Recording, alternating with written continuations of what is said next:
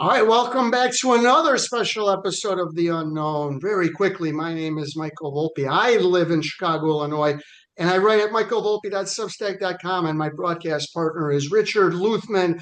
I don't know where he lives, except it's in Lee County, Florida, or usually that's where he is, named after Robert E. Lee. He lost the Civil War, but as a consolation prize, he gets a county named after him. And we are joined by State Senator Mark Finchem, a Republican.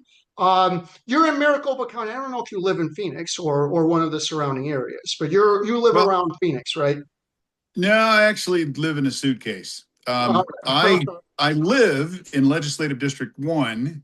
mhm, The county seat of that is Prescott, Arizona, about an mhm, hour and a half north of Phoenix.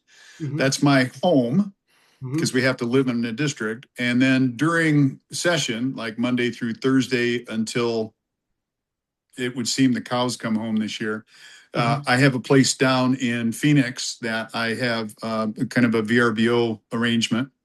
Mhm. But no, once we sine die, once the last day of session, I will be back up in Prescott enjoying the cooler weather than the valley. It's about 10 to 15 degrees cooler.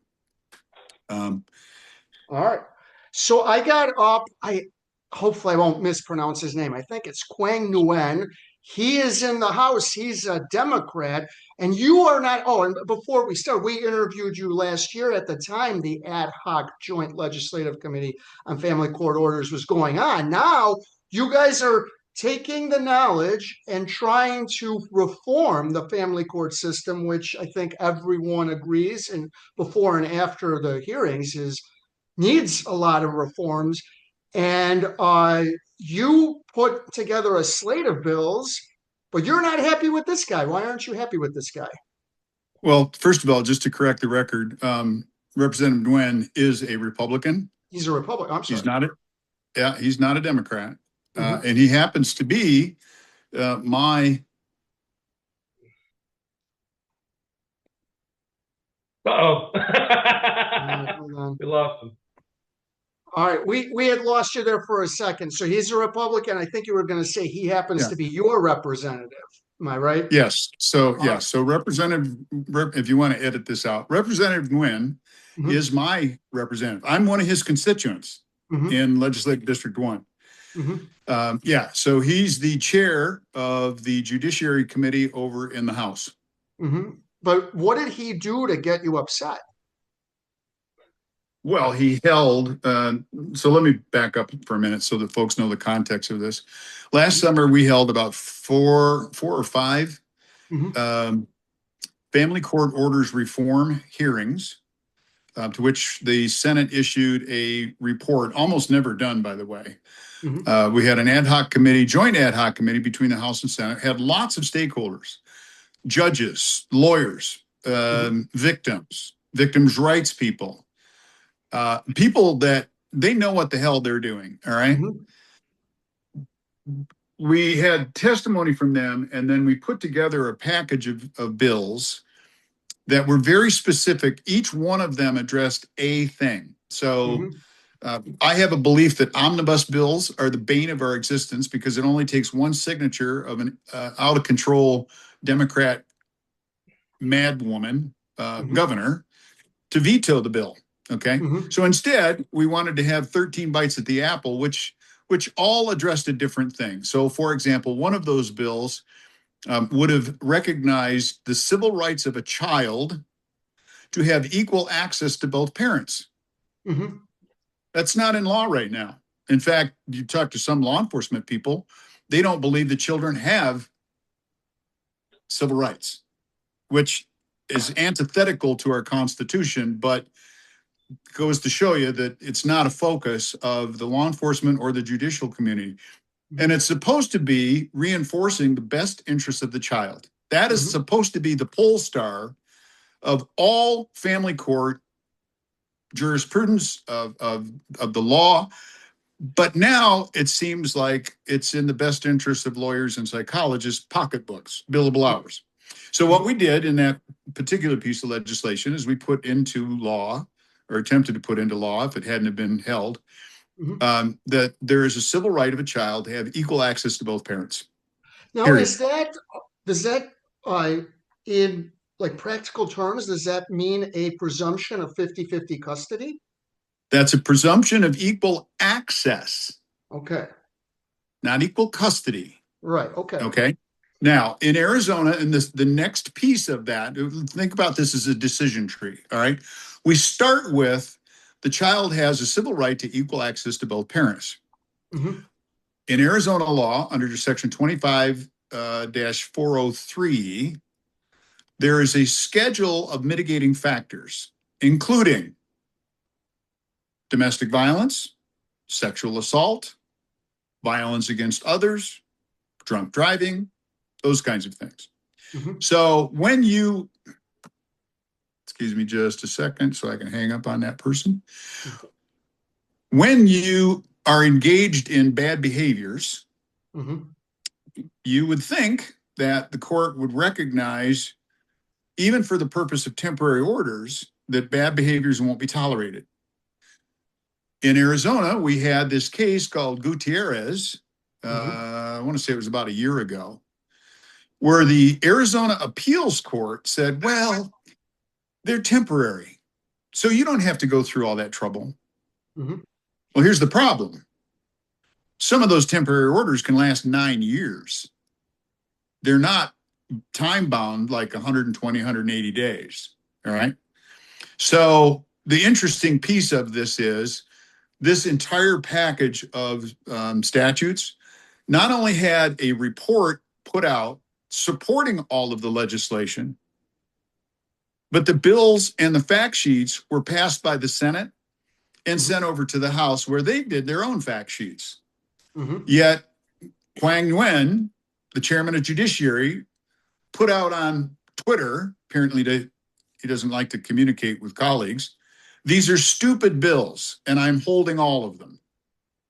All right. And Representative Nguyen was not one of the members of the committee. So he's blocking it, but he's your colleague. Have you talked to him privately? Has he told you anything? Has he said anything beyond a tweet for these are stupid bills? Not a word. In fact, I've known for quite some time that he has a personal animus towards me. Never mind the kids and the victims that have been screwed by his action. So I'm gobsmacked that the committee would vote present instead of voting for bills when they had all of this information in front of them. Well, I can only assume that the chairman had some kind of influence in that. Okay, and he's the head of, I think, the House Judiciary Committee, which is where all of these would start. So he's got a lot of power when it comes to a bill like this, right? Well, actually, no. These bills started in the Senate. They were delivered to the House, basically wrapped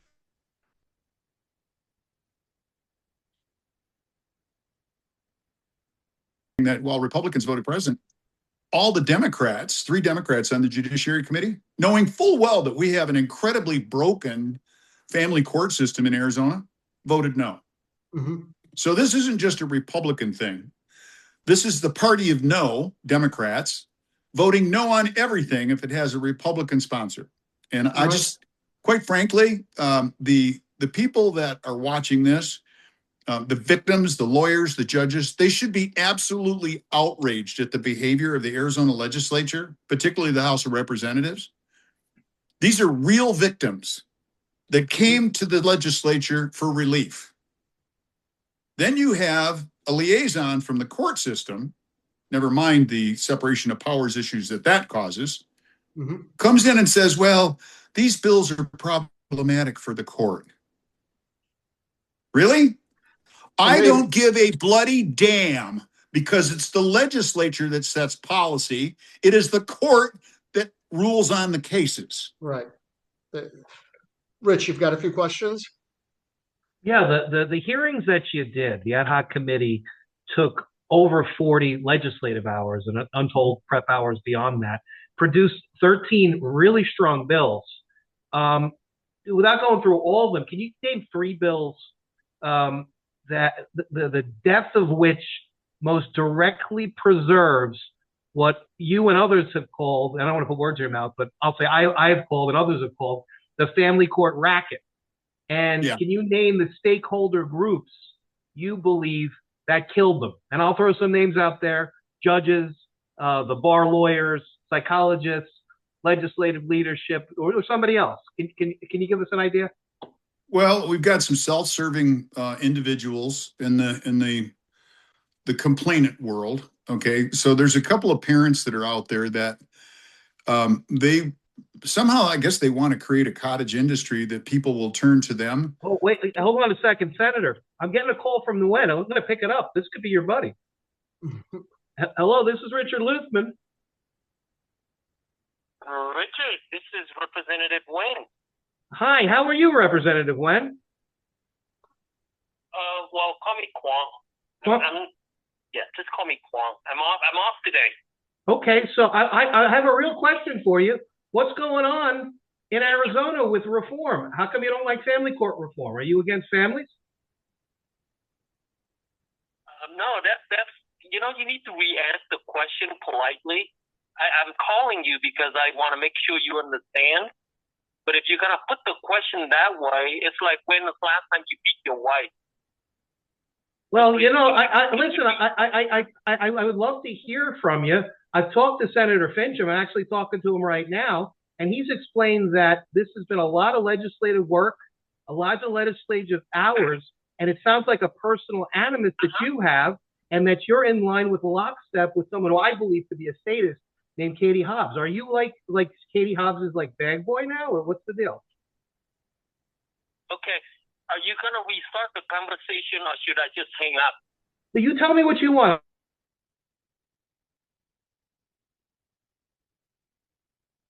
I beat my wife. Okay, when's the last time that Katie Hobbs beat you? Okay, let me put it this way.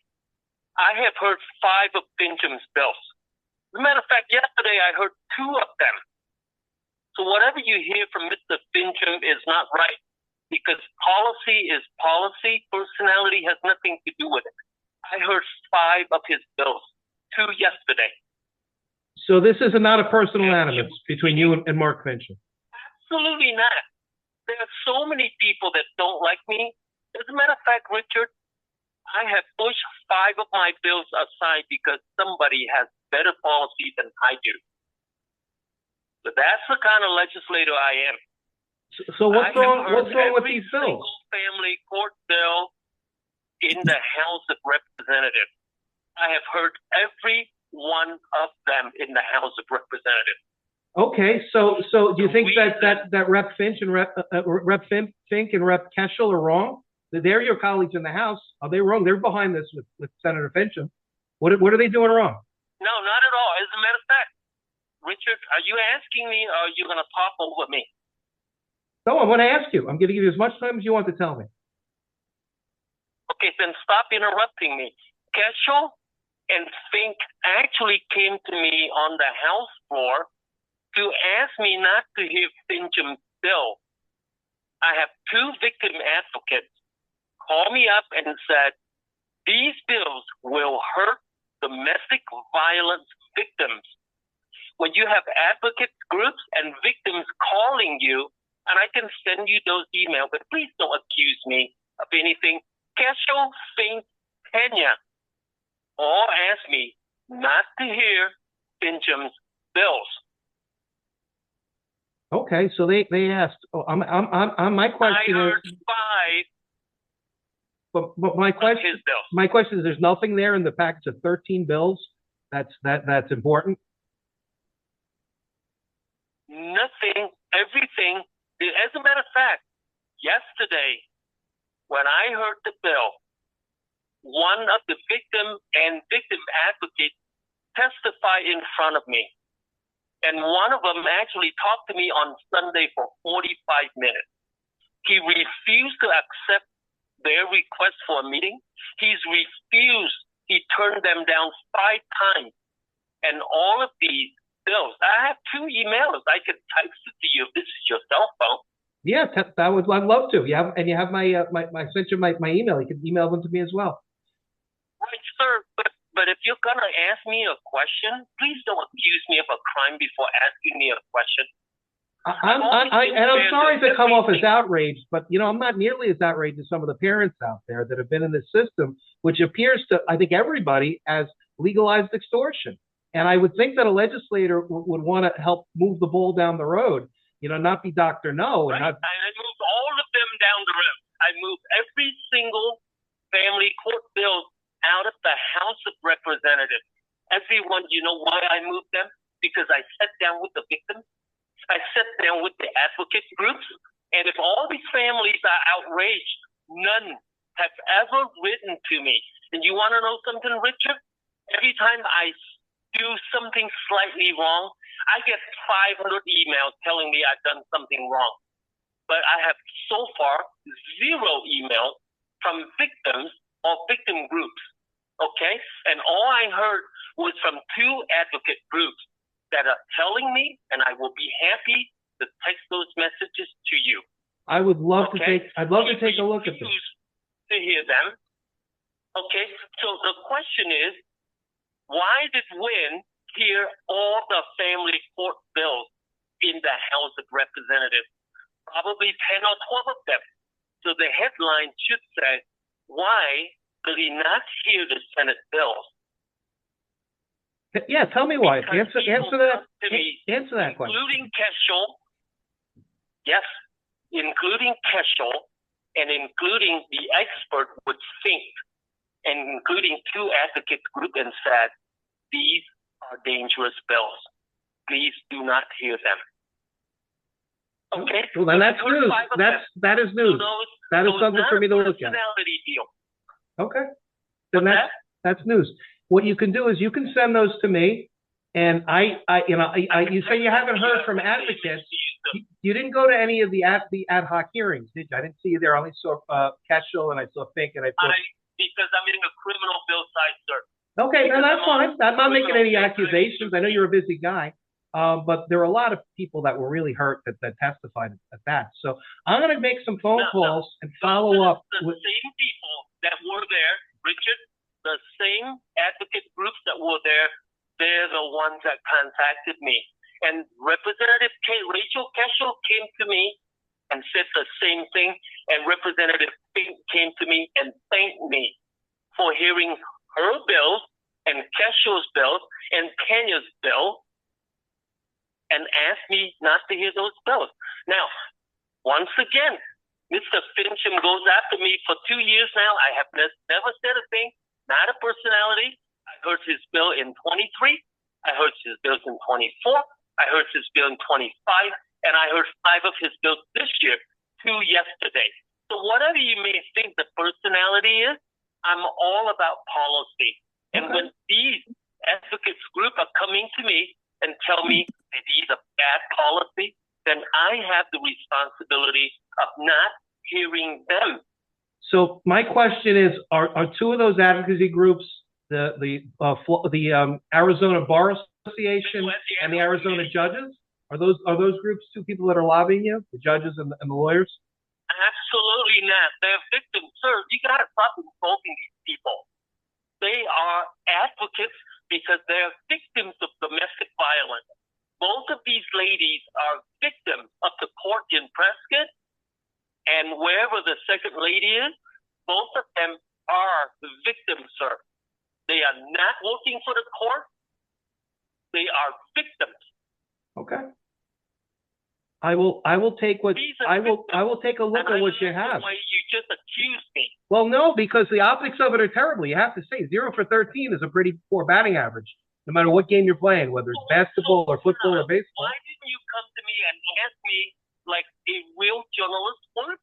Which I would, here I am, I don't have to call you at all. As a matter of fact, I can just not call you because you already vilified me. Well, you already killed the bills. You know, that's the thing. It's like, you know, you got parents that are dying over here. They're spending their life savings in this term, and you have kids whose lives are being harmed irreparably. We got to wait till 2027 now? You know, that's just it. We waited 24, 25, 26, 27. Get a kid who's 6 years old. At that point, he's, you know, 12, 13 before he sees meaningful change. I think he might have been damaged, or she might have been damaged for life by that point. That's what I'm worried about. I'm worried about the kids.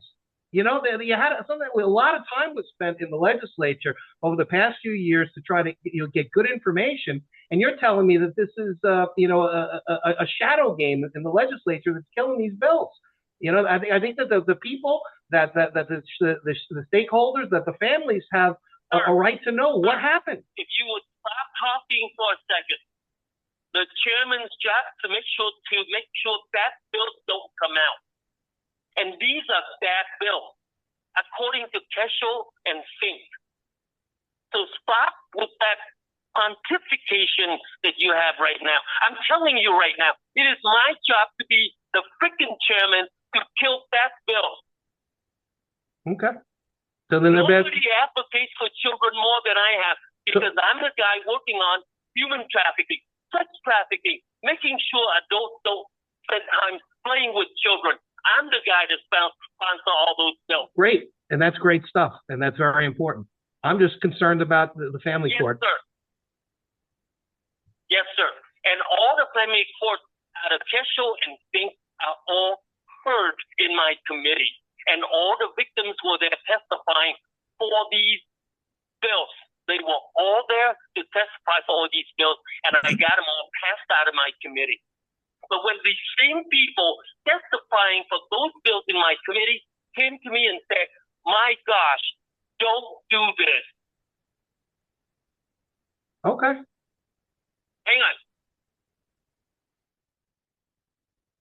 Sure. I'm home all by myself, so you don't have to worry about anybody else hearing this. Okay. Hang on. Good evening, State Representative Wynn. I want to follow up on an email last night, and I share a brief overview about concerns with Senator Fincham's family court-related bill. This is a victim. I've attached a one-page snapshot for your preview. I worked on the proposed amendment for nearly all of Senator Fincham's family court bills, except for SB 1650, and met with him to discuss those fixes. Unfortunately, after that meeting, he stopped responding to my follow-up, as well as the follow-up from the AZ state parents, and even from Representative Cashel. As the result, none of the concern raised by protected parents, AZ Safe Parents is a victim advocating group, raised by protected parents or advocates have been addressed. It would be helpful if I can provide you with a full set of details, amendment recommendations, and analysis that I sent to Senator Fincham over 2 months ago. I'm also available to meet to discuss any of this further at your convenience, and I met with her, sir. Yeah, I think that's great. Listen, I have one question for you, and then we can talk a little further. Yeah. I'm going to have to talk to everybody. What's wrong with the jury trials bill in family court? Well, how come you didn't like that one? You do criminal stuff. You think jury trials are probably the cornerstone of criminal law and the finders of fact. I think, you know, what's wrong with that family court jury trial bill? Because there are poison pills in between. I don't have my computer in front of me. Chairman Wynn, one more, sir. One more, and I'll let you talk. Chairman Wynn, I wanted to reach out to you and first thank you for the support you've shown in helping move our child safety bill through the House. Your willingness to listen and engage has made the real difference. Hearing your story about your father's mistreatment in a medical facility also stay with me. Never mind my dad. I testify at the ad hoc committee on family court and have also spoken before your committee on some of these bills. I want to raise my concern because I think you will listen. I have 10 years of experience in family court as a protected parent. I know family court in this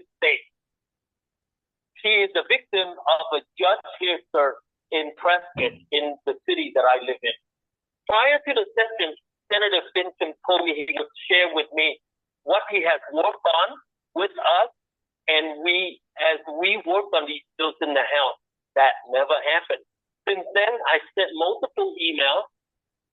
I'm sorry, my Facebook keeps switching. Since then, I sent multiple emails. Let's see, I lost my spot. Offering assistance, asking what he was working on, suggesting amendment, and raising serious safety concerns with some bills as they come out, all without a single response. He continues to advance. Oh my gosh, my Facebook is flipping on me. He continues to advance legislation that poses real risk for protective parents and children, particularly in the case involving domestic violence. The lack of stakeholders' engagement here is deeply concerning, especially when there are people actively trying to help get these policies right.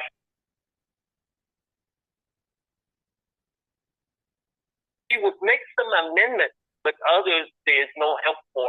Given your leadership of these issues, I wanted to bring this to your attention and ask if you have any guidance on how to ensure these concerns are meaningfully considered before these bills move forward. I would hate to see all of the progress on family court reform just go down the drain because of an unwillingness to get a buy-in from affected Arizona parents.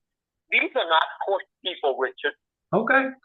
My question, still is the jury stuff. That has nothing to do with domestic violence. I think that it can only help in domestic violence circumstances. I think judges are trained to weed that out with motions and with emergency hearings. But I think that the juries can find facts as well. I just don't see how a domestic violence concern is raised with respect to the jury bill.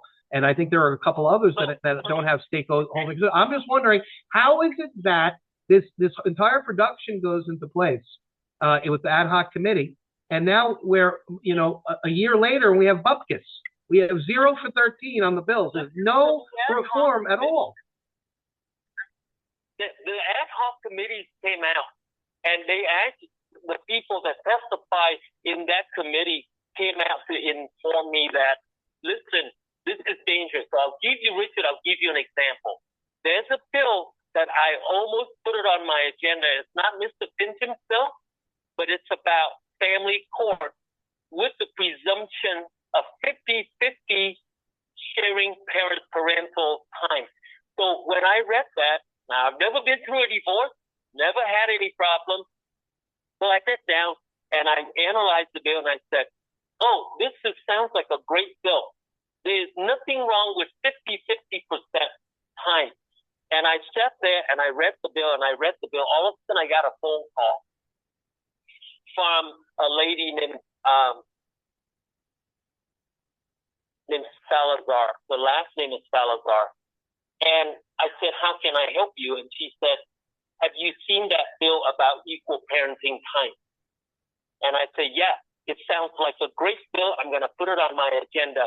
She said, no, I'm a victim of domestic violence. And she was at the ad hoc committee and she was trying to get an appointment from Mr. Fincham unsuccessfully. So I said, what's wrong with this bill? It's not a Fincham bill. I said, what's wrong with the bill? And she said to me, when you have a presumption of 50-50, the judge immediately defaults to that. I said, can you prove that? He said, I can prove that through studies after studies. When you have presumption, they go there. And I said, well, what's wrong with that? And she said, they forget the domestic violence factor of the court case. And so a child would be sharing 50-50% time with the parent that may be extremely abusive. And she said, I'm trying to get to the bill sponsor, and Ms. Keschel also trying to get to the bill sponsor. And Ms. Keschel also called me and she said, this is bad, Kwong. If you hear this bill, the children will be going to a home of a domestic violence and agitator of violent person. And I said, I had no idea this was the case. So that came directly from Keschel and the victim. So when you see me not hear a bill that says 50-50%, you will think, hey, this guy Kwong is an court. No. Cashel and Fink told me this is a bad bill and pointed it out to me, and the victim called me. So, sir, every single bill that I don't hear, because victims and other advocate groups are calling me and said, bad bill. Okay. You saw the email I just read to you. You refused to meet with them. I got you. Listen, so I would want potentially, let me go talk to Cashel and Fink and others, and I'm going to come back to you. I may want to do a formal interview with you, with Michael Volpe, because he's on the same page as you about 50-50. You know, 50-50 was passed in Florida and passed in other places. It's not the end of the world. I think it's actually, it helps curb some of the acrimony and litigation. There are benefits to 50-50 as an adjudicative presumption, and we can talk about that. But I do need to get off the phone now, because I do have a 2:30 to finish. But thank you for calling me, and I will get back to you once I've done my homework with Fink and with Cashel and with some others, and give you some follow-up questions on this. Thank you for giving some clarity, because the way it was presented, it was that it's 0 for 13, that nothing even came up, but not just nothing that was Fincham's, nothing that was family court at all. And my concern is that, and I think that Fincham would agree, and I think the others would agree, it's not about the name on the bill, it's about whether the bill's a good bill. I think that you said that too just now, that if you have a good bill, you're going to put it forward. And if that's the case, I want to get talking to the people that I need to talk to, that are the stakeholders, and we'll come back to you and see what's going on. Okay? You got it. And I pushed 5 of my personal bills out. I did not even hear 5 of my personal bills because I thought Cashel had a better policy that was more important, and I pushed hers out. Okay. Sounds good. Thank you for your time. No personality, sir. All right. Take care. Bye. Okay. All right. We are back. That we didn't mean for that to happen, but I think it's more interesting that way. And State Senator Fincham, you left towards the end, but you heard him. He once said none of this is personal. 2, they're bad bills that domestic violence victims, advocates are calling him, emailing him, and they're saying put an end to it. Your response to what he said? Not likely. So I checked while I was off. I checked with Representative Fink, and she said that, well, I had a couple of your bills I wanted to see an amendment on, but I didn't tell him to kill your bills. Now I have a call into Representative Cashel. I'm pretty sure that she didn't say that. So now he has something to explain. Right. I want to claims that just a minute. Right now I'm boiling mad and I'm just trying to contain myself. Yeah. I would like to know who these victims' rights organizations are that step forward. I think, Richard, you asked a great question. Was it the court? Was it the lawyers? Notice he didn't say who it was. So here's another little piece. March 18th, sends a text to me and to another lobbyist. His bills are dead. Wait a minute. Didn't he say that he heard all the bills? No. What he did is he might have calendared a few of them. That's not the same as hearing them. Wait, explain for people who don't. What's the difference between calendar and hearing? You can put a bill on the calendar and hold it at the last minute and not hear it. Okay. So, yeah, there was a hearing yesterday. And we have hearings that are going on both in the House and the Senate at the same time. Okay. I was unable to go advocate for this bill yesterday. So it was basically, it was voted down by all 6 Republicans voting present instead of voting for the bill. Democrats, all 3 Democrats voted against it. All right. So this is, I think, Senate Bill 1656. Pretty important bill. Now, here's the interesting piece about this. None of my bills dealt with domestic violence. So for the individual by the last name of Snodgrass to make that claim, it's just patently untrue. Now, there are other representatives that had bills that dealt with domestic violence. One of them we passed through the Senate. In fact, I opined on it about the 2 young children that are now in a grave because the court failed. Now, the reality of what has been done here, because these bills, quote, his bills are dead. One of the bills would have required the court to have an evidentiary hearing and make a finding on temporary court orders that dealt specifically with the top factors: domestic violence, sexual violence, violence against others. Mm-hmm. One of the other ones, in fact, I talked to the Yavapai County presiding judge just not more than an hour ago about this very thing, would have ensured that children have a civil right to equal access to both parents. For the longest time, we've used this term in the best interest of the child. Mm-hmm. And it's turned into in the best interest of billable hours. By lawyers, by psychologists, by you name all of the allied people that are involved in the court system. It has turned into a cottage industry. The National Brooklyn Playbook is at work in Arizona. Yep. And that's what these bills were focused on. What he ignored, what the members of that committee ignored, including Democrats. Not only was there 40 hours, there was a report that came out of that 40 hours of testimony. Mm-hmm. It was widely circulated. In fact, I'll be sending a copy of it to all of them Monday morning so that they can reread what all of the stakeholders had to say instead of a couple of self-serving individuals that may have contacted the chairman at the last minute.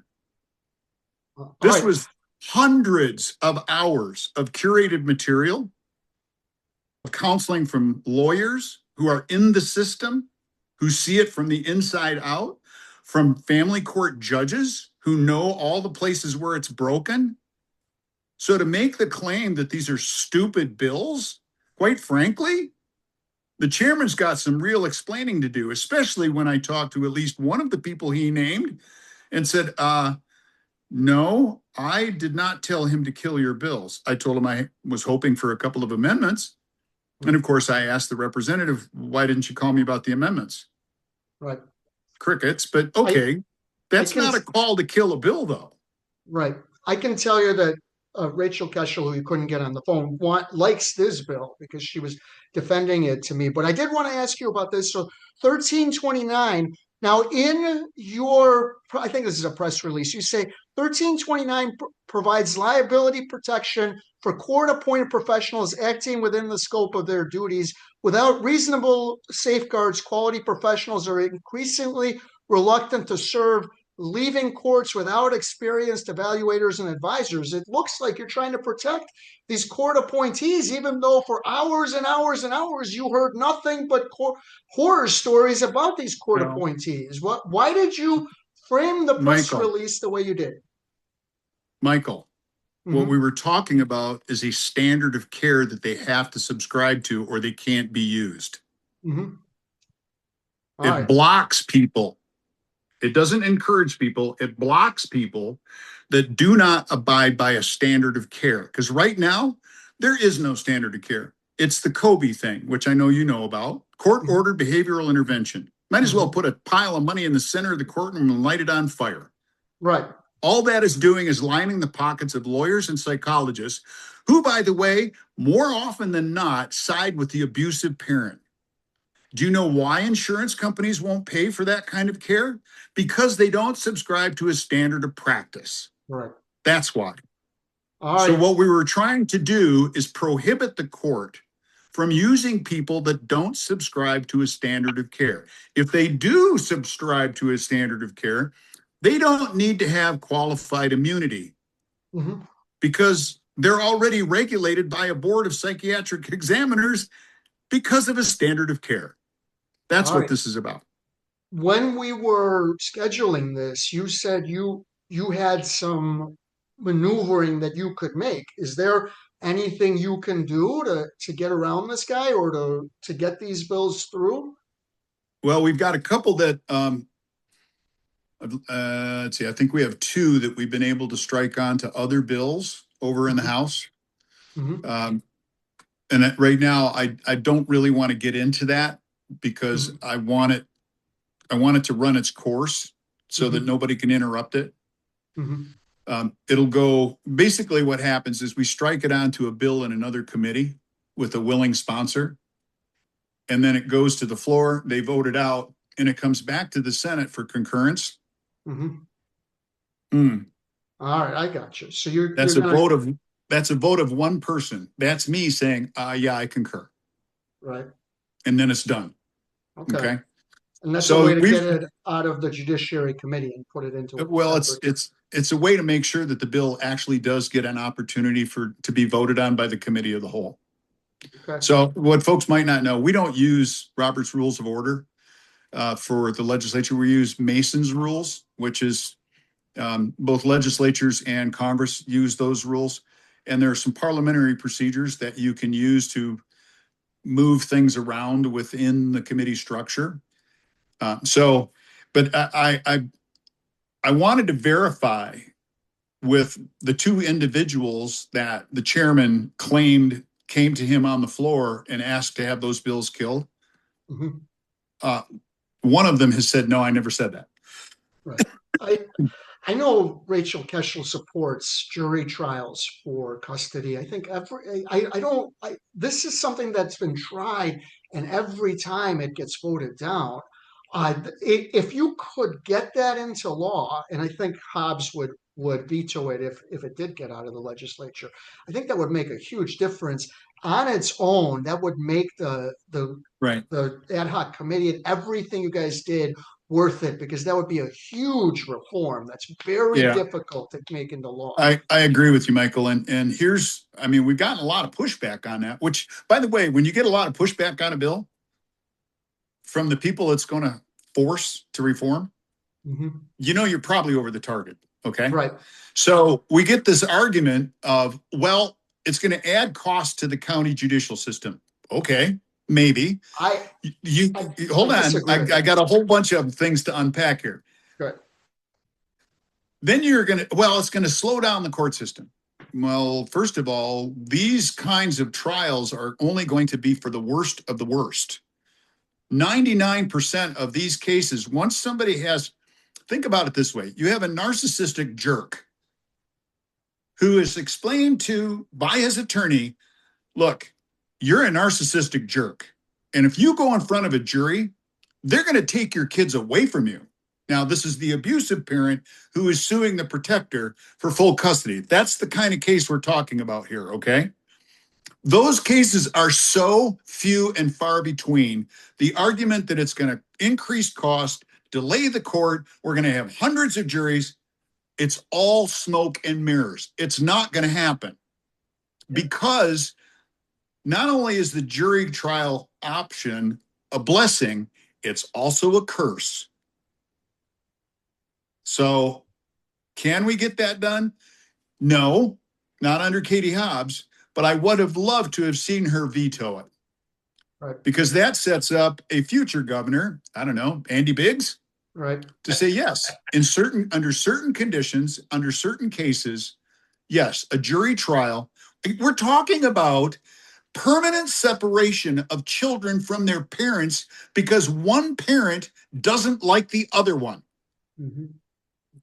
That needs to go in front of a jury, not a judge who may have sympathies for one side or the other. Yeah. By the way, to the question about Rachel Keschel saying kill my bills, that's kind of strange because Rachel had a huge influence in every single one of these bills. Right. She was part of the writing process, part of the research, part of the stakeholder meetings. Mark, Senator, it doesn't make any sense that somebody who is sitting next to you doing hours upon hours of work on this thing would be there just to stand there to stab you in the back in the House. It makes what he said makes very little to no sense. It sounds a little bit more delusional than anything else. Now, I want to play devil's advocate for him. Okay, he said it wasn't personal. He said he has no ulterior motives. He said that there were two very legitimate reasons why the package that was introduced by you, the 13 bills, were no good. And he said blanketly was separation of powers and that victims raised safety concerns about protective parents and children. Can you address those two? And we'll say for the sake of argument that those are two valid concerns that he raises. Why are those valid concerns either overstated or untrue? All right, first, let's take separation of powers first. The court does what it's told to do. Period. The legislature is the policy setting body. There is no separation of powers issue. In fact, the only separation of powers issue I saw was for a member of the court's world testifying against a bill. That's a separation of powers issue. Why is the court's liaison acting like a lobbyist in a policy setting body? And furthermore, why did the chairman allow that to happen? That's one of those questions that's going to hang out there for a while. So we, the legislature, are the policy setting body. We tell the court what to do. Mm-hmm. Most judges absolutely agree with that, except the activists. Then they want to do what they damn well please anyhow. Now, the other question was about violence. The same domestic violence concerns, protective mothers, violence against children. So all 13 of the bills that you proposed are defective because of domestic violence concerns. Can you address that one? Well, actually, the only one that addresses domestic violence was a reformatting of 25403, which is it's the schedule of things that the court has to consider when entering an order for custody. Now, we have in Arizona right now, and this is again, I'll go back to the Gutierrez decision, which I'm pretty sure the chairman of judiciary has absolutely no idea what I'm talking about. The Gutierrez decision, the trial court said, we're just going to make a finding on temporary court order and you're going to have to live with it. They appealed to it. The Arizona Appeals Court, and the argument was you didn't have an evidentiary hearing to hear about domestic assault, sexual assault, assault against other people, DUI. You didn't even hear about the evidence, why this parent should have less than 50-50 parenting time. The appeals court basically came back and said, well, we agree with the trial court because it's a temporary order. You don't have to worry about all of those factors. Wrong answer. That was put into statute by the legislature for the court to consider. In this case, the appellate court basically trampled all over the separation of powers and did what it damn well pleased, telling the respondent, oh no, nah, you don't have to show those things. We're just going to make it a temporary order. By the way, we've got temporary orders on the books here that are 9 years long. It's not a temporary order. Right.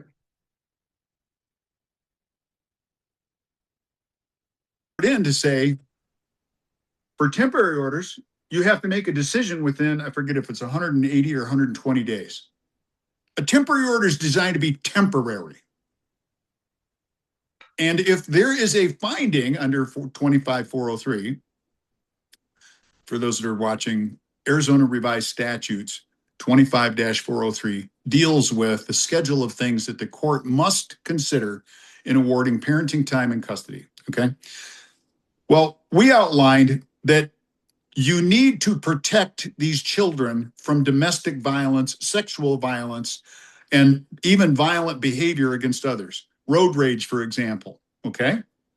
If there are credible reports of that, or there are convictions, or whatever the evidence might be in an evidentiary hearing, that impacts the non-protective parent. Now, because that bill was killed, we are still in a steady state of nothing. The court doesn't have to consider it. It's not been rewritten. So what we did basically is we said, you've got temporary orders and you've got permanent orders. In the temporary orders, these are the at least 4 or 5 things that you have to consider. You shall consider these things. And you shall have a notation in the record of the finding. Permanent orders, you got to go through the whole list. Now, because that bill was killed, we have a steady state, just like it was yesterday. That's the only bill out of the 13 that dealt with domestic assault. Right. Okay, so now here's a follow-up for you. Okay, one of the things that he said when he was on, and he started reading a couple of emails, he made the claim that there were people, these two advocates whose emails we have not reviewed. He read them, but we haven't reviewed them. He said that they tried to reach out to you, they tried to reach out to the ad hoc committee, and they weren't able to reach you. Now, can you state for the record that your ad hoc committee, because I saw how you operated. It came as a surprise to me that he would say that that people were turned away. I don't think anybody was willfully turned away from that committee. When you with this committee, you and your colleagues, did you willfully turn anybody away who wanted to speak about the committee or wanted to submit evidence to the committee? Not at all. In fact, we canceled the fifth committee because we didn't have anybody stepping forward any longer. I mean, we had, well, you saw it, Richard. I mean, I think the first committee hearing was 3 hours. The second one was 8.5 hours. The third was 3 or 4 hours. The fourth was 4 hours. And we tried to space them different times because we know some people have to work and some people have trouble getting in and all that. We had people who demanded to speak. And then when the day came, they said, oh, you know, I've changed my mind. Okay. Look, we're not trying to force anybody to, we're not going to compel people to give testimony. Yeah. And the people, I've only heard one name, and I can say categorically that individual did testify. That individual did communicate with our policy advisor. Yeah. So it's just abjectly false. Now, as far as the other individual, I have no idea who he's talking about. Advocacy groups. Yeah. Just about all the advocacy groups.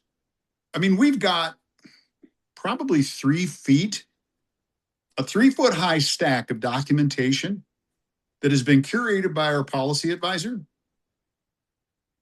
I mean, I'll send you a picture of the stack if you want to see it. Oh, I can imagine. All right. So for individuals to say that they weren't heard, that I didn't return their phone calls, I get hundreds of phone calls a day. I get thousands of emails a week. Yeah. And we bucket those, we save those, we curate all that information. I dare say, I'm pretty sure, that he didn't even read the ad hoc committee report. Mm-hmm. That was the justification for every single one of these bills. So I've taken the liberty of having the Senate printing office print a fresh copy that'll be delivered to every one of these individuals Monday morning, so they can't say that they didn't get it. Yeah. And unfortunately, as you can see in the March 18th text that I sent to you, yeah, the bills are dead. Right. Yeah. Just for the record, so that people that are watching can understand, the hearings were maybe 40 legislative hours. But tell me what went on behind the scenes. Who did you talk to? Who did your colleagues talk to? What type of investigation was carried out by you and your staff? What was done? How were these sausages made to create the report and these 13 bills? So what happened? What went into it? Well, we had probably a half dozen stakeholder meetings with victim parents, and typically they're the protective parent. With Judge Swan, who is now retired, was probably one of the best family court judges in Arizona. He still works as a mediator for some cases, for select cases.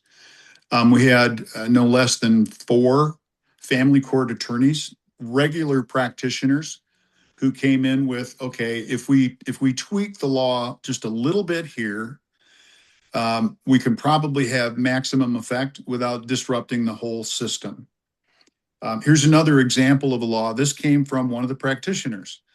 We wanted to limit the amount of money that the court can award from one parent to the other for psychological intervention services and lawyer fees, putting a cap at $16,000 on, $8,000 for each thing. Judge Swan, brilliant jurist, said, well, I know what you're trying to do, but what if we do this? What if we set up a reserve that comes from the family estate so that both parents can draw on it? Think about that for a minute. That means that the abusive parent is going to get the message really quick. the longer they carry this out, the more they're going to have to pay out of pocket for vexatious litigation. Right. That was It one of also these bills. stops if it's one-sided, too one-sided. That's actually a brilliant idea. That's right. That's right. The So stay-at-home parent runs out of money much quicker, or just the parent who made less. And that I see all the time. That is one of these so-called stupid bills that died. Right. That would have ended the vast majority of vexatious litigation. What's that bill number? I'd have to go back and look it up, man. I'll look it up. That's an excellent bill. That is an excellent bill. Well, every one of these, that's why when I see this statement about, first of all, I never got a phone call from the chairman. The bills were introduced. He goes out to Facebook. Shame on Senator Fincham. These are stupid bills. I'm not going to hear him. Go on Facebook. I mean, it's already out there. Right. So for him to come back and say, I heard all of his bills, that's not true. That's patently false. And then to say that all of the trying to create the straw man, all of these advocacy groups contacted him at the 11th hour to say, no, you got to stop these bills. Right. That's funny. We started this well, I think you guys were on. We started this journey April of 2025. Yeah. Right. April 2025. And the very people that he claims told him to kill the bills had a hand in crafting these bills. Right. Now, they also had other bills, the Alex and Lydia bill, Representative Fink's bill. We amended it a little bit because we had some concerns about it in the Senate. She was very open to that process. We moved it through. I think we have to vote on it on the floor next week. It's going to pass. Now, it's likely that the social worker Hobbs will veto it. I'll be stunned if she doesn't, but let's hope she does. Okay. But interestingly enough, Representative Fink apparently didn't have so many concerns that she didn't pick up the phone and call me and ask me if I would amend my bill. That's typically how a member will treat another member. But I never got a phone call from the chairman. Instead, he takes out to Facebook and decides he wants to malign me and say that the bills are stupid. All right. That sure sounds like personal animus to me. So for him to make that claim that it's not, I think his actions speak otherwise. Yeah. Anything else? Do you have anything specific on family courts, Mike? Because I want to talk about some larger issues raised by Wendy Rogers and others about Arizona and how the sausages are made, really. And we touched upon a few of them. Do you have any family court specific stuff? No, well, we've been talking about family court specific stuff. Yeah, this is the family. The most. You mean juvenile court?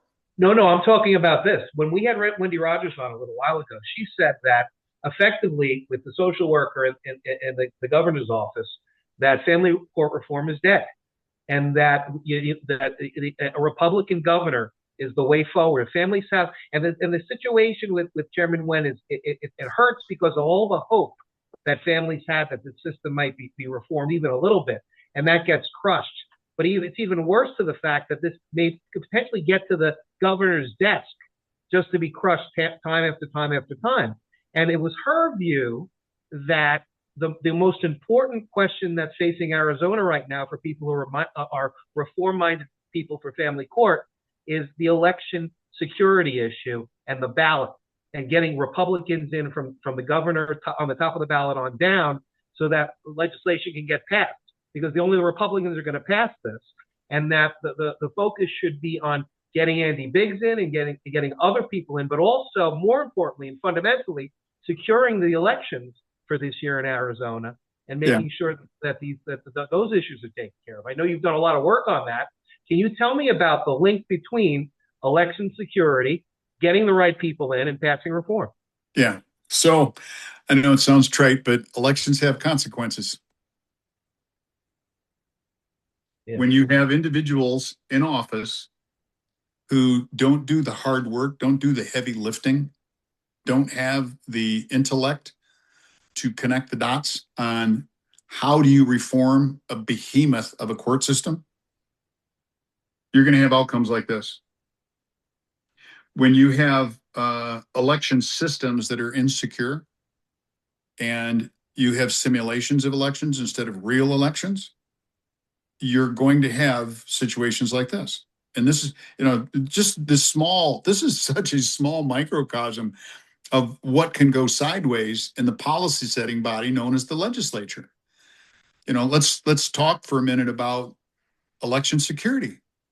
Very few people know, I'm going to shift gears on you here for a minute, but very few people know that under the NDAA, Section 6805, National Defense Authorization Act, Section 6805, there is now a requirement, signed into law by President Trump, there is now a requirement for every election system to have endpoint monitoring, endpoint testing, to verify that they're secure. You talk to elections officials all across the country, and this has to do with my other hat with the Election Fairness Institute. You talk to election officials all over the country, the vast majority of them have no idea what this is. Now we do. Basically, it is an outside of the fence, white hat MOU for friendly hacking, so that a white hat can actually come across the fence, get into your system, and see, was I able to penetrate your system? If I was, how did I do it? How do we set up a barrier for you so that I can't do that again? Yeah. That's white hat. That is legitimate white hat. Let's do some endpoint testing for security. So let's see how organizations respond to that. We just so happens we have Project 6805 available to elections officials that will be able to not only monitor but intercept nefarious activity that is intended to alter their elections, to manipulate, to tamper with.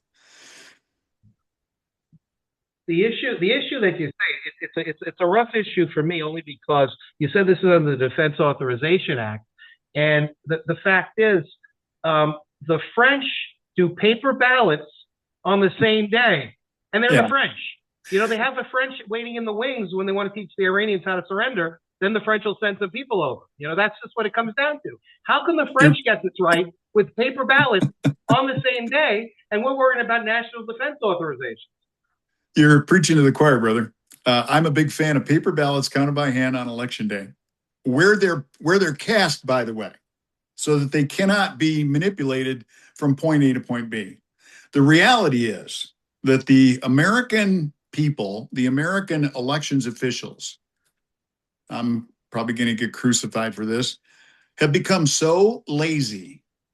They just want push button. I want a solution that will just solve the problem for me. Computers can do everything. It's okay.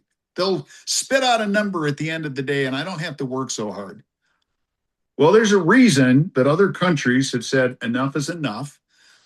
And by the way, those other countries are now experiencing greater stability in their election systems. Amazing. How do you like that? So in the grand scheme of things, and I think you're asking the right question, Robert, how do we get there? The fact that we now have Nicolas Maduro in custody, who I am sure is singing like a songbird. We have the software now that we can analyze and show how it was written to flip votes.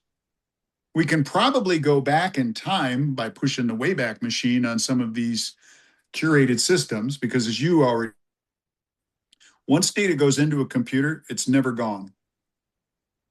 You can delete things all day long. You're not really getting rid of them. It's archiving them someplace else on the hard drive. Okay. So we could probably push the Wayback Machine and see how many elections has a certain 3-letter agency that's had access to this software manipulated, tampered with all across the world for the last decade.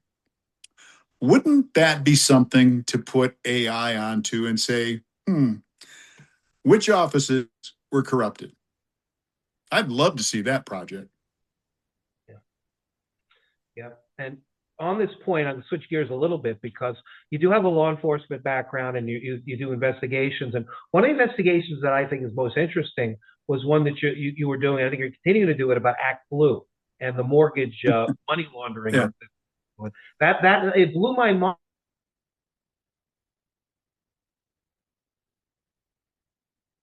Give them the overview. What's happening here? What the concerns are with Yeah. that. Okay, so we're going to shift gears away from the legislative job that I have and go into my full-time job, which is as the executive director for the Election Fairness Institute. We received information probably 3 years ago now. Time flies when you're having fun, I suppose. About some anomalies that had to do with election campaign finance reports. Got digging into it, and where we're at today, we started looking at Act Blue officers because their names came up on some of the documentation for how the money was being laundered. Went to the county records to see some of it was real estate, some of it was mortgage loans, it's quite an involved architecture for this. And this is the kind of stuff that may take down Adam Schiff, Gavin Newsom, Tim Walz, a whole host of other people in Congress and in the Senate, by the way. I know you're really probably shocked by that. But the officers in Act Blue, we noticed a pattern. So we started following the pattern. And that led to other patterns, other officers, for example, the elected officials in Colorado, the Attorney General, Secretary of State, the Attorney General who wants to be governor, they're all involved in it. Okay. So we focused on Act Blue just because it was a single organization that had quite a network. Turned that information over to the Department of Justice, briefed the president through an indirect document, and a number of people, Tom Homan, General Flynn, a number of people, this was 3 years ago, we knew what we had. Well, since that time, we have now identified probably upwards of $6 trillion in money laundering. A good bit of it is international funds coming in through all of these political action committees, through this architecture that was set up by the Barack Obama administration under Arabella Advisors and some of that. Now, Arabella has since changed its name. You know, when these guys get caught, they suddenly have a name change and a new board and all that stuff. So we know we're over the target. We've made our case to the Department of Justice. There are, I have to be careful here because we're working with them and feeding information to them. Let me say it this way. There are several U.S. attorneys around the country who are very interested in impaneling grand juries, ready to indict. They've already got the records because we've been able to furnish the records. One of the things that was very interesting, several of the individuals that were persons of interest, we began taking snapshots of images of the records because most of this stuff is online. And whenever we would get a LexisNexis flag that a document had been altered, we go back and compare the altered document with the original document. Amazingly, after President Trump was elected, within 30 days, suddenly these records are vanishing. These are records that are held with county recorders. Wow. Uh-huh. That's... So they probably realized when President Trump put out the tweet directing the Department of Justice to look into Act Blue, that the jig was up. Well, that was our work product that tweet was based on. I just want to take a step back for viewers that may not be, fully understanding. It relates to like one of the ways for the money laundering, textbook money launderers, the mortgages and title companies. Can you explain the mechanics? Let's say we have, candidate X, and we have foreign agitator Y. How would the money get from the foreign agitator where it shouldn't come from? We shouldn't have foreign money in our elections. How do they use these mortgages and these title companies to get it from X to Y or from Y to X? Yeah, so there's several vectors that this can happen by. I'll just pick one. All right. So you have an individual who buys a house for $250,000. You open escrow. You have a bank, we'll say Wells Fargo, because Wells Fargo has already paid a fine for money laundering, so it's no secret. Then you have the closing period where the American Land Title Insurance Company, Alta, issues a title insurance policy. And you have Schedule B, which is all the things, the list of things that need to be cleared in order to close that loan. Okay. Closing day comes and bada boom, bada bing, Wells Fargo writes the check, escrow closes, the money's distributed to the seller from the buyer. That's how a normal closing would work in Arizona, for example. At the same time, though, you will see a sale agreement recorded with the same recorder, same date, for $250 million. Not 250,000, 250 million. Okay. Escrow's opened, escrow's closed. Where's the lender? The lender is a third-party cash supplier that wires money into an escrow account. Then the escrow account is closed and the money is distributed. Who knows where? Because that's a private transaction. Wow. These are overlaid one on top of the other. The $250,000 transaction is probably legit. Maybe legit. But that's the VIG. That's what the individual who's engaged in the behavior gets paid. Wow. The other money, because we don't have access to FinCEN. FinCEN is a system that the federal law enforcement can look up where's money coming from, where's it go. We don't have access to that. What we have in Six Sigma parlance, you have inputs, process, outputs. We know what the process is. But because we're not law enforcement, we can't see the inputs and we can't see the outputs. What we can tell the DOJ is, well, this input resulted in this transaction, and here are the players. And by the way, the fact that they then tried to obliterate that record, here's a fun fact. These happened perhaps 7 to 10 years ago. When they obliterate that record, it resets the statute of limitations to the date the record was altered.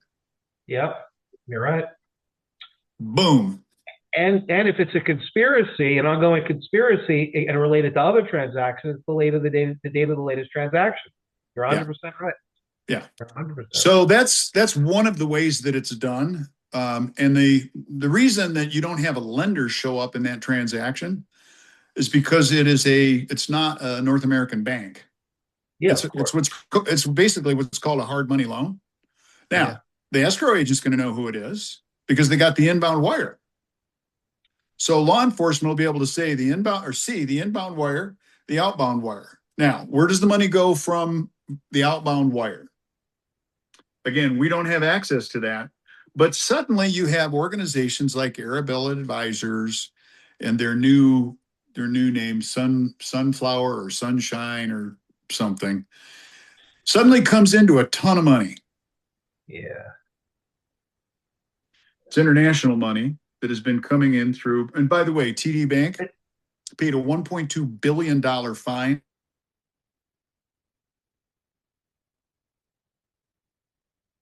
That case closed just before the Trump administration took over the DOJ. Yeah. It would be what? Double jeopardy. Jeopardy. That's right. Yeah. I know a fair bit about some of this offshore structuring, and it's scary because you can basically, quote unquote, launder this money through what are called, quote unquote, foreign financial institutions. And what's that? That becomes a insurer out of Cayman or Barbados, or one of these places. And where's the money coming before that? It could be mainland China, it could be Russia, it could be Iran, it could be anywhere around the world, and they're laundering it through these places. And it looks like it's a foreign insurance company or a foreign bank that's sending the money, and you don't match that next level too. That's a concern Also, a guy that I can't stand, a scumbag, and I've written a lot about, is Mark Elias. What he did with the Steele dossier, using attorney escrow accounts and everything else, monitoring the sources of things like that. That also happens in this area. So yeah, it's a very scary thing, but I think it's great advocacy and awareness that you're doing on that perspective, to see, a lot of the problems that we have in our elections, a lot of this money that we don't even can even think about going into the elections, and how it gets. Well, if people would like to know more about the work that we're doing, they can visit a website called goefi.org. That's goefi.org. We are privately funded. We do not do government contracts. We're basically a research and publication shop. We have a number of open projects right now. One of those is an extension for assisting the DOJ on research in the private sector. And our belief is the more we can feed them in the open source intelligence world, the less they have to spend their time. They can spend their time on the inputs and outputs. Now that they know what the process is, and we can identify all the players for them, that shortens the cycle time for them to get an indictment. And they don't have to pay for it. We're doing it for free. So we're 100% funded by small donations or big donations if somebody wants to help supply that. The other thing that we're doing is precinct mapping to try and help clean up the voter rolls. Let's see, what else have we got? We've also got a system called Ellie, which is a voter roll cleanup tool that a lot of the elections officials and county recorders around the country can take a look at. It would replace ERIC and is much more accurate. It can even identify where people have voted in more than one state in the same election. And then, of course, we're starting to help with the project 6805, which is endpoint monitoring. So there's a lot going on in the election that my Senate office is tracking. I have the good fortune to have an incredibly good staff, probably some of the best researchers available, both in the private sector and in the Senate office. So, bringing it back to the conversation around why were these bills held, I'm mystified. With hundreds of hours, reams of documentation, for individuals to say, for example, this Amber Snodgrass gal, to say that she wasn't listened to, this is false. It's false. Did I personally return a phone call to her? Well, there's a lot of people that I didn't personally return a phone call to. Right.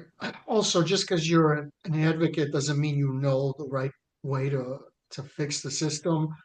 And that's why I rely on so many other people in a stakeholder meeting. But also, there's no doubt that you brought tons and tons of people to the hearing. Is it possible you didn't return somebody's phone call? Yeah, that's possible. But, that's like a lame argument. There were tons of people who testified. So to say like this one person was the key, if you had just heard from them, then you'd understand everything. I mean, come on, that's ridiculous. Yeah. And then, of course, we've got the text where he said, your bills are dead. Right. And that text came out before a lot of what he said happened. March 18th. He was saying, yesterday I did this, yesterday I did that. Well, as my understanding was, yesterday was the 26th, and the text message came out on the 18th. So, his plans were clear. You guys did great work. I think you have good to great bills, and it's a real shame if it's a legislative process. I think all of them passing would be Herculean, but some of these bills need to pass. Well, it'll come back next year.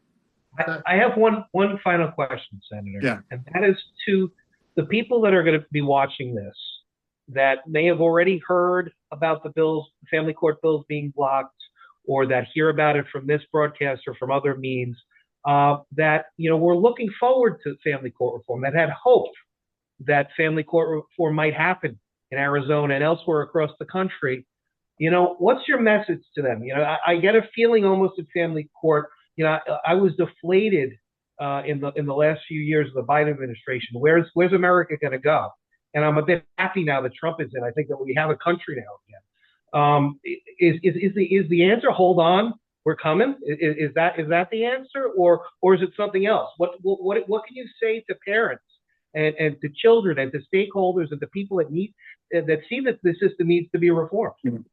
I know it's painful, and I can understand that people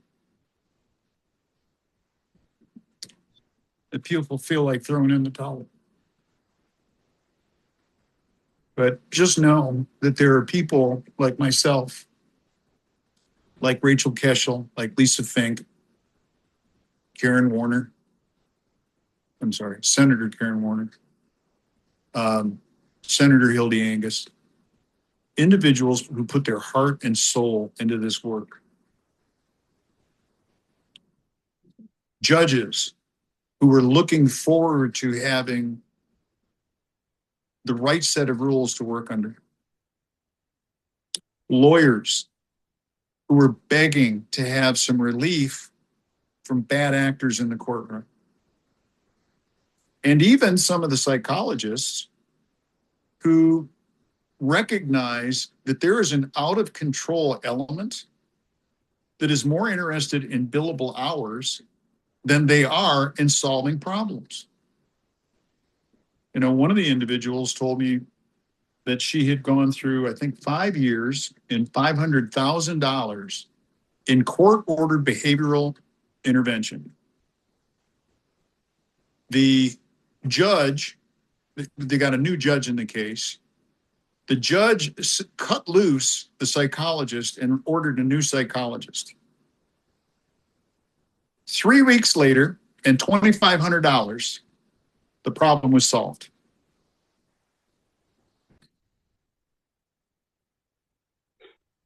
That's an indictment of a system that is focused on the wrong damn thing.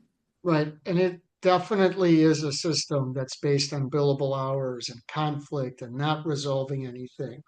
All right. State Senator Mark Finchem, thank you for being here. Thank you, gentlemen.